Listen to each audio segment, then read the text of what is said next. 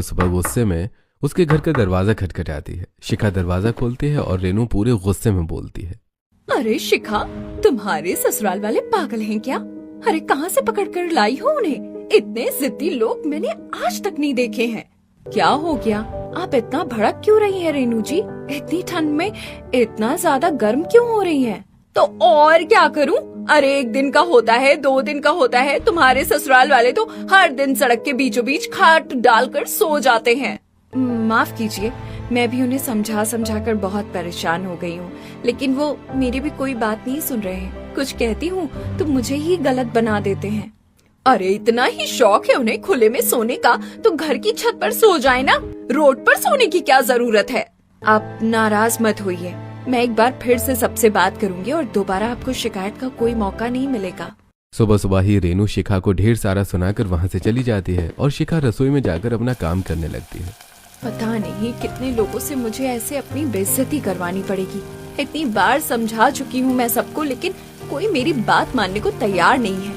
हर रोज एक नया पड़ोसी मेरे घर के दरवाजे पर आकर मेरी बेइज्जती करके चला जाता है, वो भी सिर्फ और सिर्फ मेरे ससुराल वालों के ठंड में सड़क के बीचों बीच सोने की आदत की वजह से।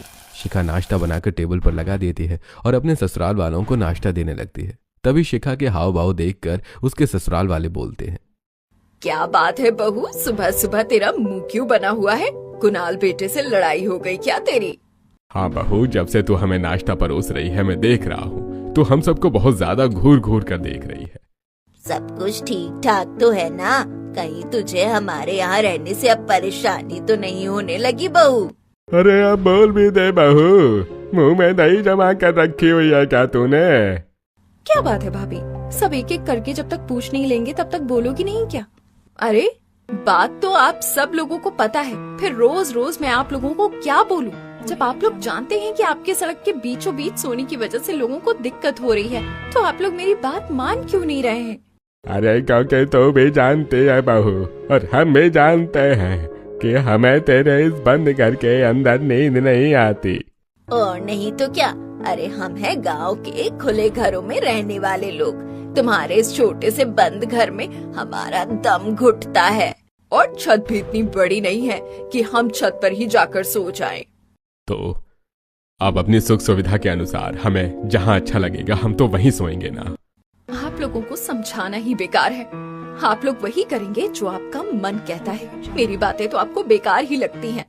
शिखा गुस्से में अपने लिए थाली में नाश्ता परोसती है और अपने कमरे में चली जाती है, जहाँ कुणाल उससे बोलता है, क्या हो गया शिखा, तुम्हारा मूड इतना ज्यादा खराब क्यों है सुबह सुबह?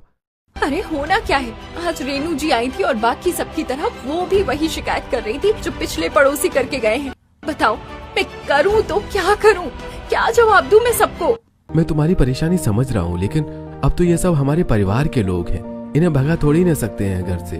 खैर मैं ऑफिस के लिए लेट हो रहा हूँ, मेरा नाश्ता पैक कर दो, मैं ऑफिस में नाश्ता कर लूंगा। शिखा गुस्से में नाश्ता पैक करती है और उस दिन को याद करती है जिस दिन कुणाल की शहर में अच्छी नौकरी लगी थी। कुणाल अपनी बीवी शिखा के साथ काफी समय से शहर में रह रहा था और एक अच्छी नौकरी की तलाश कर रहा था। काफी मेहनत मशक्कत के बाद आखिरकार उसे एक अच्छी नौकरी मिल गई थी और अपनी पहली सैलरी से उसने अपने लिए एक फ्लैट भी खरीद लिया था। तभी सर्दियों का मौसम भी आ गया था और एक सुबह दोनों पति पत्नी अपने फ्लैट की बालकनी में धूप में बैठे हुए चाय पी रहे होते हैं। मुझे लगता है कि अब हमें गांव से अपने परिवार को यहाँ बुला लेना चाहिए। हाँ, वैसे भी तुम ऑफिस चले जाओगे तो घर पर मैं अकेले बोर हो जाऊंगी, सबको बुला ही लेते हैं। मम्मी पापा दादा दादी और छुटकी सब आ जाएंगे, मजा आएगा, फिर घर भी हरा भरा लगेगा। ठीक है, शाम को ऑफिस से आने के बाद हम गांव में फोन करके सबको यहाँ आने के लिए बोल देते हैं। शाम को जब कुणाल घर पर आता है तो दोनों पति पत्नी गांव में अपने परिवार वालों को फोन करते हैं और उन्हें शहर आने के लिए बोल देते हैं। 2 दिन बाद ही कुणाल का पूरा परिवार गांव से शहर में आ जाता है और कुणाल के फ्लैट को देखकर कुणाल के परिवार वाले बोलते हैं, अरे ये घर तो बहुत ही छोटा है, अरे बेटा यहाँ तुम कैसे रह लेते हो? बाहर सर्दी है लेकिन इस घर के अंदर तो फिर भी घुटन जैसा महसूस हो रहा है।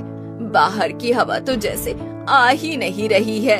अरे कोई बात नहीं माँ जी, हम अभी अभी गांव से आए हैं ना, शायद इसीलिए हमें ऐसा लग रहा है। हाँ बिल्कुल सही, 1-2 दिन में हमें आदत हो जाएगी।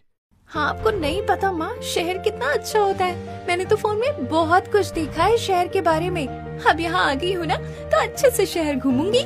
अब पहली बार जब शिखा सभी के बिस्तर अलग अलग कमरों में लगाती है तो सभी लोग अपने अपने कमरे में बिस्तर पर लेट जाते हैं, लेकिन किसी को भी नींद नहीं आती। कितना छोटा सा कमरा है ये, मेरा तो जी घबरा रहा है यहाँ पर। जी तो मेरा भी बहुत ज्यादा घबरा रहा है, पर क्या करें, अब इतनी रात में उठकर ठंड में कहाँ जाएंगे। अजी, इस कमरे में कोई खिड़की नहीं है क्या? खिड़की खोलो, थोड़ा बाहर की हवा आए। अरे ठंड में भी पसीना आ रहा है बहू, और कुणाल पता नहीं कैसे रह रहे हैं यहाँ पर। सही कह रहे हो आप दोनों। एक काम करते हैं, हम अपना बिस्तर लेकर छत पर चले जाते हैं। दोनों ही कमरे से सभी लोग अपना अपना बिस्तर हाथों में पकड़े हुए वहां से निकलकर बाहर आते हैं और देखते हैं कि कुणाल और शिखा हॉल में जमीन पर अपना बिस्तर बिछाकर सो रहे हैं। इन दोनों को देखो, ये जमीन पर सो रहे हैं। हम इन्हें बोल देते हैं कि ये जाकर कमरे में सो जाएं और हम सब चलते हैं छत पर सोने के लिए, वरना इन कमरों में तो हमें नींद ही नहीं आएगी। दिव्या कुणाल और शिखा को उठाती है और दोनों हड़बड़ाहट में उठ खड़े होते हैं। अरे दिव्या, क्या हो गया? क्यों इतनी रात को जाग रही हो? क्या चाहिए? इतनी मुश्किल से तो नींद आई है। सब कुछ ठीक तो है ना दिव्या? तुम्हें कुछ चाहिए? और ये आप सब लोगों ने अपना अपना बिस्तर हाथ में क्यों पकड़ा हुआ है? क्या बात हो गई? आप लोगों को मच्छर काट रहे हैं क्या? अरे मच्छर नहीं काट रहे हैं, ये कमरे की दीवारें हमें काट खाने को दौड़ रही हैं। हम जा रहे हैं छत पर सोने के लिए। कैसी बातें कर रहे हैं आप? दादाजी, इतनी ठंड में छत पर भला कौन सोता है? अरे छत पर सोएंगे तो आप लोगों की कुल्फी जम जाएगी। कुल्फी हमारी बिल्कुल नहीं जमेगी, बल्कि हमें तो खुले में सोने की आदत है। हमें इन कमरों में नींद नहीं आ रही है। तुम दोनों पति पत्नी आराम से कमरे में सो जाओ और हमें जाकर छत पर सोने दो। चलो आ जाओ, सब लोग चलते हैं छत पर। उर्मिला के कहने पर सभी लोग उसके साथ छत पर सोने के लिए अपना अपना बिस्तर लेकर चले जाते हैं, जिसके बाद कुणाल और शिखा जाकर कमरे में सो जाते हैं और सभी लोग छत पर जाकर इधर उधर बिस्तर बिछाने की जगह देखने लगते हैं। हे भगवान, इस छत की हालत तो कितनी ज्यादा बेकार हो रखी है। और ये छत है भी कितनी छोटी सी, आधे से ज्यादा हिस्से में तो ये पानी की टंकी रखी हुई है। अब आज रात जैसे तैसे छत पर बिता लेते हैं, फिर कल रात देखेंगे कि हमें कहाँ सोना है और कहाँ नहीं सोना है। बिल्कुल सही, अब नीचे से ऊपर तो आ गई है और इससे ऊपर हम जा नहीं सकते हैं। चलो अब यहीं बिस्तर डालकर सो जाते हैं, बाकी का कल सुबह देखेंगे कैसे क्या करना है और क्या नहीं। सभी लोग ठंड में छत पर अपना बिस्तर लगाकर सो जाते हैं और अब खुली हवा में जैसे ही वो छत पर सोते हैं तो सभी को बहुत जल्दी नींद आ जाती है और सभी लोग आराम से सो जाते हैं। सुबह होते ही सभी लोग उठकर नीचे आते हैं और शिखा बोलती है, कैसे हैं आप सब लोग? आप सबको नींद आ गई थी क्या इतनी ठंड में छत पर? अरे हमें तो बहुत अच्छी नींद आई, बस तुम्हारी छत थोड़ी सी छोटी है, हमें जगह कम पड़ रही थी सोने के लिए। अरे कितनी बड़ी तो छत है, और कितनी बड़ी छत चाहिए आप लोगों को? अरे इतनी बड़ी चाहिए कि जहाँ पर 10 चारपाई आराम से डल जाएं। तुम्हारी छत तो हमारे घर के आंगन जितनी बड़ी है बहू, इतना सा तो हमारे गाँव के घर के आंगन है। अच्छा चलिए ठीक है, कोई बात नहीं, मैंने नाश्ता बना दिया है, आप सब लोग नाश्ता कर लीजिए। सभी लोग नाश्ता कर लेते हैं और शाम के समय सभी लोग घर के बालकनी में खड़े हुए सड़क पर आते जाते लोगों को देख रहे होते हैं। तभी ओम प्रकाश की नजर फुटपाथ पर चादर बिछाकर सो रहे एक भिखारी पर जाती है। अरे जरा उस भिखारी को देखो, वो कैसे फुटपाथ पर चादर बिछाकर आराम से सोया है। हाँ सो तो रहा है। वैसे आपके मन में भिखारी को देखकर कोई सुझाव आ रहा है क्या दादाजी? अरे मुझे समझ आ गया कि तेरे दादाजी क्या कहना चाह रहे हैं। हमें हमारे सोने की जगह मिल गई है। सोने की जगह मिल गई है, पर कहाँ? मुझे तो समझ नहीं आ रहा है कि आखिर चल क्या रहा है। अब देखो, हम हैं गांव के लोग और बहू के इस घर में तो हमें नींद आने से रही, तो क्यों ना हम अपना बिस्तर सड़क के बीचों बीच लगा लें। चारों तरफ से हवा भी आएगी और हम सब आराम से सो भी जाएंगे। बिल्कुल सही ससुर जी, और रात को वैसे भी गाड़ियाँ कम ही आती जाती हैं, सड़क तो एकदम खाली पड़ी रहती होगी जैसे कि गांव में होता है। अरे बिल्कुल सही कह रहे हैं आप सब लोग, आज रात को हम सड़क के बीचों बीच खाट बिछाकर अपना बिस्तर लगा लेंगे और आराम से सो जाएंगे। अब रात को खाना खाने के बाद सभी लोग अपना बिस्तर उठाकर घर के बाहर जाने लगते हैं। तभी शिखा सबको रोकते हुए बोलती है, अरे आप सब लोग कहाँ जा रहे हैं इस वक्त? वो भी अपना बिस्तर उठाकर? छत का रास्ता तो उस तरफ है ना।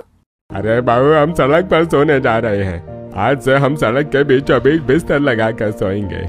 कैसा मजाक कर रहे हैं आप दादाजी।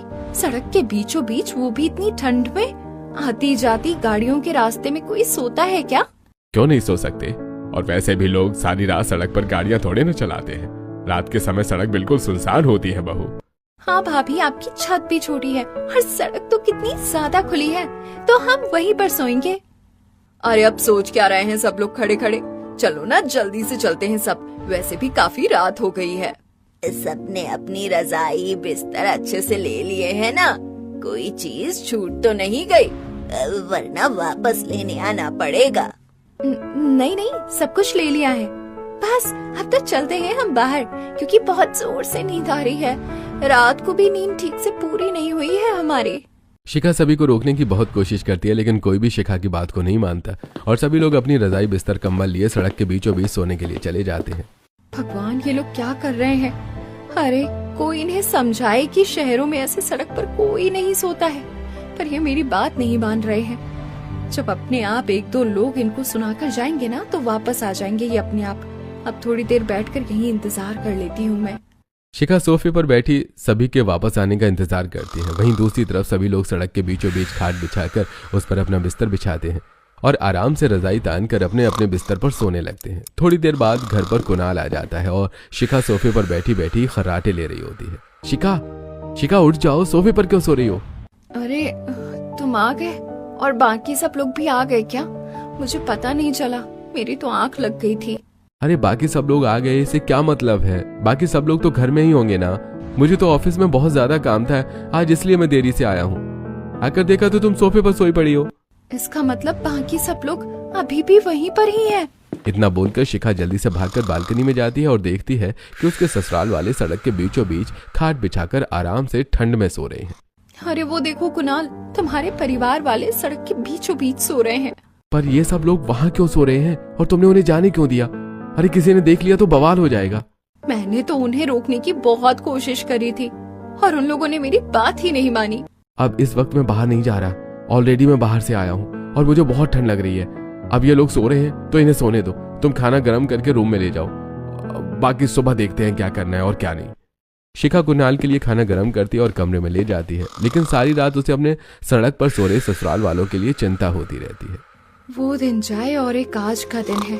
उस दिन से लेकर अभी तक मैं परेशानियों में ऐसी घिरी हूँ कि बाहर ही नहीं निकल पा रही हूँ। पता नहीं कब इन लोगों की सड़क के बीचों बीच ठंड में सोने वाली ये आदत जाएगी। 2 दिन गुजर जाते हैं और शिखा के ससुराल वालों का सड़क के बीचों बीच सोने का सिलसिला ऐसे ही चलता रहता है। एक रात को जब सभी लोग आराम से सोए हुए होते हैं, तभी एक कार वाला जोर जोर से हॉर्न बजाते हुए बोलता है, अरे क्या कर रहे हो तुम लोग? उठ जाओ, उठ जाओ। अरे जल्दी जल्दी उठ जाओ। सड़क के बीचों बीच भला ऐसा कोई सोता है क्या? सोना है तो अपने घर चले जाओ ना, यहाँ क्यों डेरा जमा रखा है? अरे भाई, इतनी बड़ी सड़क है, उस तरफ से चले जाओ ना। यहीं से जाना जरूरी है क्या? हमारी नींद खराब कर रहे हो। अरे पागल हो गई हो क्या आप दादी जी? जब मेरे जाने का रास्ता यही है तो मैं यहीं से जाऊंगा ना। मैं रॉन्ग साइड से कैसे जा सकता हूँ? अरे तो भैया आज रात चले जाओ ना। वैसे भी इतनी रात को कोई पुलिस वाला चालान थोड़े ना काट देगा तुम्हारा। वो अपने घर में सो रहा होगा आराम से। अरे कैसे जिद्दी लोग हो आप हैं? जब ये जगह सोने के लिए है ही नहीं तो आप लोग यहाँ पर इलीगल कैसे सो रहे हो? मुझे ये समझ में ही नहीं आ रहा है और उल्टा मुझे भी गलत दिशा में जाने की सलाह दे रहे हो। अरे जब इंसान को नींद आ रही हो ना तो वो कहीं भी सो सकता है। उसमें लीगल या इलीगल कुछ नहीं होता। भाई साहब आपको जाना है तो दूसरी तरफ से निकल जाओ, हमें सोने दो, बड़ी अच्छी नींद आ रही है। इसी तरीके से कार वाले की सभी घर वालों के साथ बहस हो जाती है और इसी बीच कार वाला लगातार अपनी गाड़ी का हॉर्न और भी ज्यादा तेज तेज बजाने लगता है, जिससे आसपास के घरों के लोगों की नींद भी खराब होने लगती है और सभी लोग अपने अपने घरों के छज्जों पर बाहर आकर बोलने लगते हैं। अरे ये क्या हो रहा है साहब हैं? एक तो लड़ाई कर रहे हो, ऊपर से हॉर्न बजा रहे हो। अरे खुद तो सोना नहीं है, हमारी नींद भी खराब कर रहे हो। और नहीं तो क्या, इन लोगों की वजह से रोज कोई ना कोई बहसबाजी होती ही रहती है। अरे कहाँ से आए हैं ये लोग जो सड़क के बीचों बीच सो रहे हैं? अरे ये कुणाल के घर वाले तो पागल हैं पागल। इनकी बहू भी इन्हें समझाती है, लेकिन अपनी पढ़ी लिखी बहू को ये गवार बताकर खुद को महान बताते हैं, जबकि ये खुद ही मंगल से आए हुए लगते हैं। अरे अब देख लीजिए मैं सही हूँ या आप लोग सही हैं। अब अपना ये बोरी बिस्तर उठाइए और मुझे जाने दीजिए। बात को बढ़ता देखकर राजेश और ओम प्रकाश अपनी खाट को उठाकर साइड में करते हैं और कार वाला अपनी कार लेकर निकल जाता है, जिसके बाद बेशर्मों की तरह राजेश और ओम प्रकाश वापस से अपनी खाट को सड़क पर बिछाकर फिर से सो जाते हैं। ऐसे ही एक दिन जब शिखा बाजार से सब्जियां लेकर घर आ रही होती है, तभी उसकी कुछ पड़ोसनें शिखा को रोकते हुए बोलती हैं, अरे शिखा, तू भी अपने और अपने पति का बिस्तर सड़क पर क्यों नहीं लगा लेती? और नहीं तो क्या, बाकी सब घर वाले तो सो ही रहे हैं सड़क पर, तुम दोनों भी सोना शुरू कर दो। अरे तेरे ससुराल वालों को तो ना किसी की भी शर्म लिहाज नहीं है। इतने लोगों से बहस कर चुके हैं, इतने लोगों की गालियाँ खा चुके हैं, पर मजाल है सड़क पर सोना छोड़ दे वो। अब मैं क्या कर सकती हूँ जब वो लोग किसी की बात ही नहीं मान रहे हैं तो?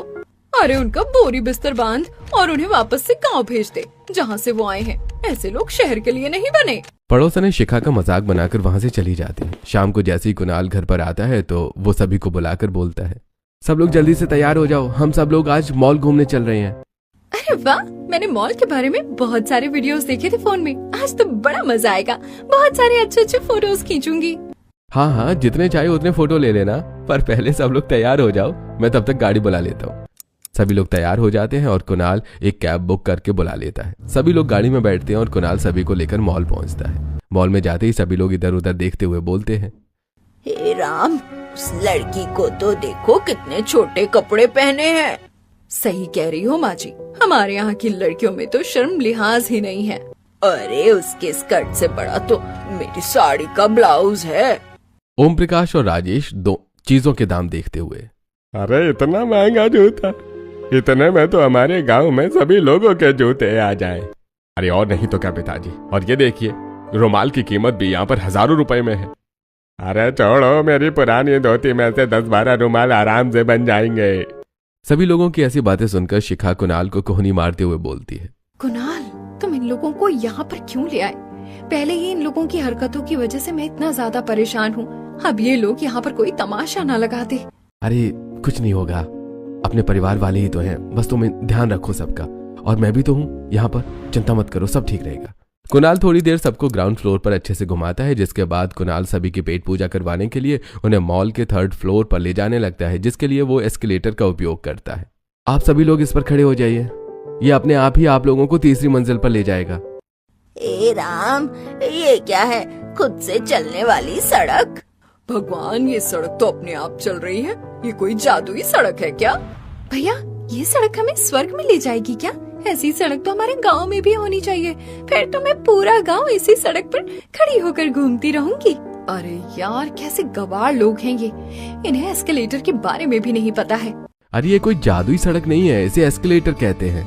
ये हमें अपने आप ही ऊपर से नीचे, नीचे से ऊपर लाता है। कहकर कुणाल एक साथ सभी को एस्केलेटर पर चढ़ाता है और जैसे एस्केलेटर ऊपर की तरफ जाने लगता है तो सभी लोग टेढ़ा मेढ़ा हिलने लगते हैं। अरे मैं कर रहा हूँ, अरे मेरे पैर कांप रहे हैं।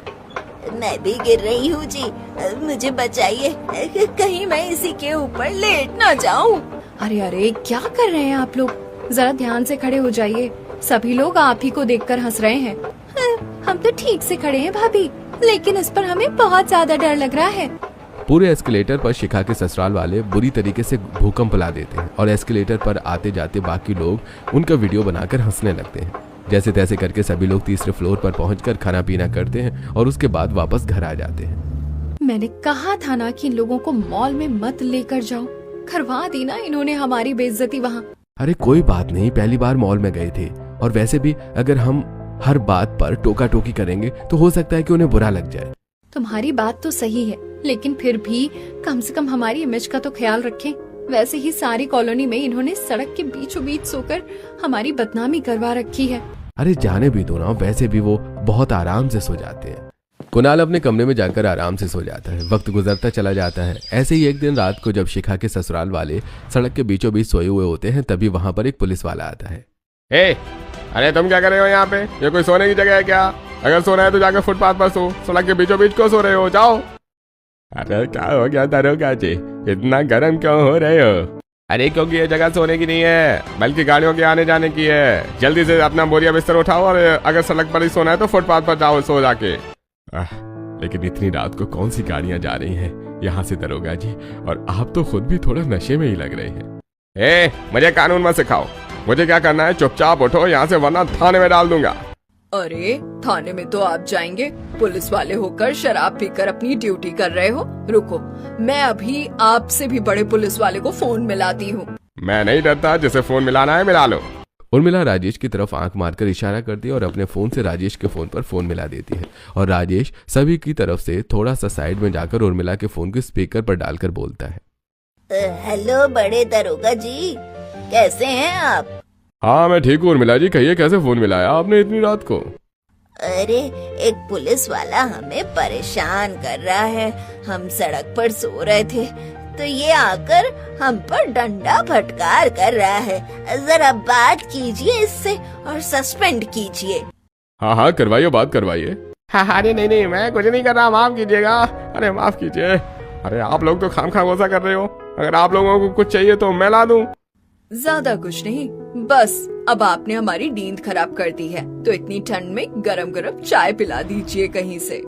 हाँ क्यों नहीं, अभी मैं आप सभी के लिए गर्मा गर्म चाय लेकर आता हूँ। पुलिस वाला जल्दी से आसपास एक टपरी ढूंढता है और वहां से सभी के लिए चाय लेकर आता है। सभी लोग चाय पीते हैं और पुलिस वाला वहां से चला जाता है, जिसके बाद सभी लोग आपस से अपने अपने बिस्तर पर सो जाते हैं और अगली सुबह रात की बातें कर कर सभी लोग जोर जोर से हंस रहे होते हैं।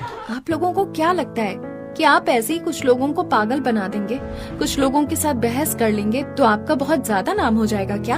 अरे नाम का क्या करना है बहू, अपना काम बनना चाहिए, रात अच्छी बीतनी चाहिए, उसके अलावा क्या चाहिए हमें। बिल्कुल सही, वो पुलिस वाला हमें धमका रहा था, उल्टा हमने ही उसे डरा कर भेज दिया। भाभी आप तो हमारी खुशियों से कभी खुश नहीं होती हैं। आपको तो बस दिल में कांटा चुभ गया है हमारे सड़क पर सोने की वजह से। तो और क्या करूं, इसकी जगह आप कोई अच्छा काम कर रहे होते तो शायद मैं भी आप लोगों का साथ देती। तो दिक्कत क्या है, एक खाट तेरे लिए और एक खाट कुणाल के लिए भी बढ़ा देते हैं। मेरी मानो तो तुम दोनों भी एक बार हमारे साथ सड़क पर सोकर देखो, तुम्हें बड़ा मजा आएगा। माफ कीजिए, पर आपके ऐसे सुझाव का बहुत बहुत शुक्रिया। मैं और कुणाल ऐसा कुछ नहीं करना चाहते हैं। इतना कहकर शिखा वहां से चली जाती है। ऐसे ही एक सुबह जब शिखा बालकनी में रखे पौधे को पानी दे रही होती है, तभी उसके पड़ोसी शर्मा जी अपनी बालकनी से आवाज देते हुए बोलते हैं, अरे शिखा बेटी। जी अंकल, कहिए क्या हुआ?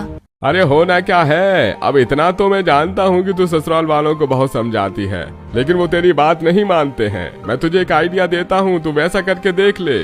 इतना कहकर शर्मा जी शिखा को उसके ससुराल वालों को लाइन पर लाने के लिए एक तकनीक बताते हैं। शाम को जब कुणाल घर आता है तो शिखा शर्मा जी के दिए हुए आइडिया के बारे में कुणाल को बताती है, जिसके बाद दोनों पति पत्नी मिलकर एक ट्रक हायर करते हैं। रात को जब शिखा के ससुराल वाले सड़क पर सो रहे होते हैं, तब शिखा और कुणाल ट्रक ड्राइवर को पैसे देते हुए बोलते हैं, तुम्हें तब तक हॉर्न बजाते रहना है जब तक मेरे ससुराल वाले मजबूर ना हो जाएं कि वो अपना बिस्तर लेकर वापस घर की तरफ भाग आएं। अरे ठीक है, आप जैसा कहें आपका काम हो जाएगा। आज रात के बाद से आपके घर वाले वापस से घर में ही सोएंगे। हाँ, बस ऐसा ही हो जैसा हम सोच रहे हैं। हम बहुत ज्यादा परेशान हो चुके हैं। ट्रक ड्राइवर अपने पैसे लेता है और अपना ट्रक लेकर सड़क पर जाता है और जहाँ सभी लोग सो रहे होते हैं वहां जाकर तेज तेज हॉर्न बजाने लगता है। ट्रक के तेज शोर की वजह से सभी की नींद खराब होने लगती है। अरे क्या बात है भैया, अरे हाथ हॉर्न के बटन से चिपक गया है क्या, जो हॉर्न ही बजाए जा रहे हो? अरे चलो चलो जल्दी से अपना ये बोरिया बिस्तर उठाओ, मुझे अपना ट्रक लेकर जाना है। अरे तो दूसरी तरफ से लेकर जाओ ना, तुम्हें क्या ट्रक हमारे ऊपर से लेकर जाना है? अगर तुम सब नहीं माने तो फिर तो मैं जरूर ट्रक तुम्हारे ऊपर से ले जाऊंगा। ट्रक वाला ओम प्रकाश और राजेश से बहस करने लगता है और बाकी सभी लोग भी उनका साथ देने लगते हैं। लेकिन काफी मुठभेड़ के बाद भी जब शिखा के ससुराल वाले ट्रक वाले की बात नहीं मानते तो ट्रक वाला जबरन अपने ट्रक में बैठकर ट्रक के टायर से 2 खाट को टक्कर मार देता है। क्या कर रहे हो, पागल हो गए हो क्या भैया? अरे पागल ही हो गया हूँ, जब ये रास्ता गाड़ियों के आने जाने के लिए बना है तो यहाँ गाड़ियाँ ही आएंगी जाएंगी ना। आपके जैसे लोग अगर ऐसे सड़क को ब्लॉक करके सोएंगे तो यही सब कुछ होगा। इतना कहकर वो ट्रक ड्राइवर अपना रास्ता बनाकर वहां से निकल जाता है। अगली सुबह सभी घर वाले मिलकर कुणाल से उस ट्रक ड्राइवर के बारे में शिकायत करते हैं। अब मैं इसमें क्या कर सकता हूँ, आप लोग भी तो गलती कर रहे हैं ना। अरे कोई बात नहीं बेटा, अब मसला हमारा है तो हम हल खुद ही कर लेंगे, तुझे चिंता करने की जरूरत नहीं है। ऐसे ही रात को फिर से जब वो ट्रक ड्राइवर आता है तब कमला और उर्मिला ट्रक ड्राइवर को अपनी बातों में उलझा लेते हैं और पीछे से राजेश और ओम प्रकाश ट्रक ड्राइवर के ट्रक में चढ़कर उसके ट्रक में काफी सारी गड़बड़ी कर देते हैं, जिसके बाद जैसे ही ट्रक ड्राइवर ट्रक चलाने लगता है तो वो स्टार्ट ही नहीं होता है। अरे बस हो गई ना तुम्हारी हवा फूस, अरे हमसे पंगा लोगे ना तो आज तो ट्रक खराब किया है, अगली बार तुम्हारा ट्रक गायब भी कर देंगे। और नहीं तो क्या, जानते नहीं हो तुम हमको? गांव के पक्के खिलाड़ी हैं, शहर के अनाड़ी लोग नहीं हैं। राजेश और ओम प्रकाश की इन बातों से ट्रक ड्राइवर का भी सिर घूम जाता है और वो बेचारा अपना ट्रक छोड़कर चला जाता है। और इस तरह शिखा और कुणाल का ट्रक की मदद से अपने ससुराल वालों को लाइन पर लाने का प्लान भी फ्लॉप हो जाता है। वक्त गुजरता चला जाता है। शिखा हर दिन अपने ससुराल वालों को समझाने की कोशिश करती है, लेकिन सभी लोग रात को अपना बिस्तर उठाकर ठंड में सड़क पर सोने के लिए चले जाते हैं। ऐसी एक सुबह भगवान के लिए आप लोग मेरी बात मान जाइए और सड़क पर सोना बंद कीजिए। इतना अच्छा घर है हमारा, आप सब लोग यहाँ रहिए, यहाँ सोइए। घर में ही तो रह रहे हैं बहू, सिर्फ सोने के लिए ही तो सड़क पर जा रहे हैं ना। और हमें ज्यादा समझाने की जरूरत नहीं है बहू। और अगर तुझे हमारे सड़क पर सोने से इतनी ज्यादा दिक्कत है ना तो तू साफ साफ बोल दे, हम अपने गाँव ही चले जाते हैं। हाँ भाभी, हम भी आपसे रोज रोज बहस नहीं कर सकते। आप तो हर सुबह और शाम हमें इसी बात के लिए सुनाती रहती हैं। उन सभी की बातें सुनकर शिखा चुप हो जाती है और उस दिन के बाद से शिखा अपने ससुराल वालों को टोकना रोकना बंद कर देती है। आप चाहे कुछ भी हो जाए, मैं इन लोगों को बिल्कुल भी नहीं कहूँगी कि सड़क को छोड़कर घर में सोना शुरू कर दें। इन लोगों की अकल अपने आप ही ठिकाने आ जाएगी। ऐसे ही जब एक रात ठंड बहुत ज्यादा होती है और काफी घना कोहरा होता है, ऐसे में सभी लोग सड़क के बीचों बीच रोज की तरह सो रहे होते हैं। तभी एक तेज रफ्तार से आई हुई बाइक की टक्कर राजेश की खाट से हो जाती है और इसी बीच बाइकर बाइक से गिर जाता है और साथ ही राजेश को भी जोर का धक्का लगता है। शोर की आवाज से सभी लोग उठ जाते हैं। अरे क्या हो गया भाई साहब, आप गिर कैसे गए? अरे पहले से उठाओ राजेश के, उसके बाद सवाल जवाब करना। दोनों बाप बेटा मिलकर बाइकर को उठाते हैं और बाइकर के पैर में चोट लगी हुई होती है। अरे होना क्या है, इतने कोहरे में वैसे भी कुछ भी ठीक से नजर नहीं आ रहा था और आप लोग सड़क के बीचों बीच खाट बिछाकर सो रहे हैं। अरे आप लोगों की वजह से मेरा एक्सीडेंट हो गया। शुक्र मनाइए कि मुझे थोड़ी चोट लगी है और आप लोगों को कोई नुकसान नहीं हुआ है। शोर की आवाज सुनकर शिखा और कुणाल भी वहां पर आ जाते हैं और बाइकर उन दोनों को सारी बात बताता है। मैंने आप लोगों से कितनी बार कहा था कि मत सोइए सड़क के बीचों बीच, लेकिन आप लोग मेरी बात नहीं मानते हैं। देख लिया, आज कितना बड़ा हादसा होते होते रह गया। अरे अब तो आप लोग अपनी जिद छोड़ दीजिए और घर के अंदर सोना शुरू कर दीजिए। आप धीरे धीरे जब घर के अंदर सोएंगे तो आपको अपने आप आदत हो जाएगी। आपकी बहू और बेटा बिल्कुल सही बोल रहे हैं। मैं तो फिर भी भला आदमी हूँ जो आप लोगों को कुछ नहीं बोल रहा हूँ। मेरी जगह अगर कोई और होता ना तो आप लोगों पर पुलिस केस करके आपको थाने के अंदर बंद करवा देता, फिर आप लोगों की अच्छी अकल ठिकाने आती। आप लोग चलिए, मैं आपकी मलहम पट्टी करवा देता हूँ, यहाँ पास में ही हॉस्पिटल है। कुणाल बाइकर को अपनी स्कूटी पर बिठाकर वहां से अस्पताल ले जाता है और उसकी मलहम पट्टी करवाकर उसे उसके घर ड्रॉप करता है। इसके बाद बाकी के सभी लोग अपना बिस्तर समेट कर घर आ जाते हैं और शिखा प्यार से सभी को समझाते हुए बोलती है, मैं आप लोगों की दुश्मन नहीं हूँ, लेकिन मैं भी आप लोगों का अच्छा ही चाहती हूँ। इसीलिए मैं आप लोगों को बार बार रोकती टोकती थी। अब आप लोग खुद ही फैसला कर लीजिए कि आपको सभी लोगों की नजरों में ऐसे ही बुरे और बेशर्म बने रहना है या फिर अपनी की हुई गलती को सुधारना है। इतना बोलकर शिखा भी अपने कमरे में चली जाती है। अगले दिन सभी चीजें रोज की तरह ही होती हैं और रात को शिखा देखती है कि सभी लोग हॉल में बैठे हुए हैं और कोई भी अपना बिस्तर लेकर सड़क की तरफ नहीं जा रहा है। अगर मैं गलत नहीं हूँ तो क्या आप लोगों ने अपना इरादा बदल लिया है और अब से आप लोग घर के अंदर ही सोने वाले हैं? हाँ बहू, हमें तेरी बात समझ आ गई है। और वैसे भी सड़क पर जब हम सो रहे थे तो हमें भी बहुत परेशानी झेलनी पड़ रही थी। और नहीं तो क्या, जितने लोगों से हमने सड़क पर सोने के चक्कर में बहस की है ना, इतने लोगों से तो हमने आज तक गांव में भी बहस नहीं की थी। अरे आप तो घर में ही सोएंगे, कोशिश करेंगे, 1-2 दिन लगेंगे, फिर अपने आप ही नींद आने लग जाएगी। हाँ, अब हम घर के अंदर ही रहेंगे। वैसे ही इतने दिनों से सब लोग हमारा मजाक बना रहे हैं। अरे हम अच्छे खासे लोग हैं, किसी के मजाक का पात्र थोड़े ही हैं। और नहीं तो क्या, मैं नहीं चाहती कि मेरे जाने के बाद सब लोग मेरा मजाक बनाते हुए मुझे याद करें। मैं चाहती हूँ कि सब लोग अगर मुझे याद करें तो सिर्फ मेरी अच्छी बातों के लिए। शुक्र है भगवान का जो आप लोगों को अपने आप ही अपनी गलती समझ आ गई। अब आप लोग सब बैठे ही हैं तो मैं आप सबके लिए बढ़िया कॉफी बनाकर लाती हूँ। ठंड में कॉफी पीने का भी बहुत मजा आता है। शिखा जल्दी से अपने परिवार वालों के लिए कॉफी बनाकर लाती है, जिसके बाद सभी लोग पहले दिन की तरह अपने अपने कमरों में बिस्तर लगाकर सोते हैं और थोड़े ही दिनों में सभी को घर के अंदर सोने की आदत हो जाती है और अब कोई भी शिखा के ससुराल वालों का मजाक नहीं बनाता है और शिखा भी